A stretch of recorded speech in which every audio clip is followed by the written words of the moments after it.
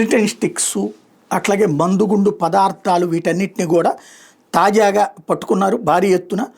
YCP నేత దాసం హనుమంతరావు మార్టూరు మండలం YCP నేతని తాజాగా అరెస్ట్ చేశారు. అతని దగ్గర భారీ ఎత్తున పేలుడు పదార్థాలు ఉన్నాయి అనేటువంటి. సాధారణంగా ఇవేంటి నక్సలైట్ల దగ్గర మావోయిస్టుల దగ్గర ఉంటాయి అనుకుంటాం. కాకపోతే ఈ ప్రకాశము గుంటూరు జిల్లాల్లో ఉన్నటువంటి బోలెడని క్వారీలు ఉన్నాయి. ఈ క్వారీలోళ్ళు రూల్ ప్రకారం వెళ్ళి తెచ్చుకోరు, ఇట్లాంటి వాళ్ళ దగ్గరే కొంటారు. ఇప్పుడు వైఎస్ఆర్ కాంగ్రెస్ పార్టీలో ఉన్నాడు కాబట్టి అతని దగ్గర ఉన్న అదే పేలుడు పదార్థాలు అయ్యే మొన్నటిదాకా తెలుగుదేశం వాళ్ళు కూడా కొన్నారు, ఇప్పుడు కూడా కొంటానే ఉన్నారు అక్కడ.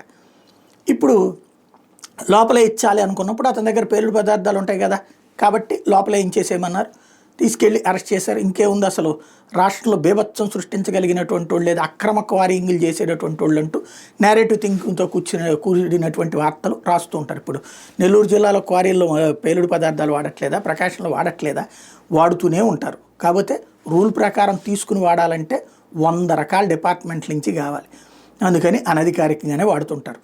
కాకపోతే ఇలాంటప్పుడు దాన్ని వాడుకోవచ్చు అనమాట కేసులు పెట్టుకోవడానికి.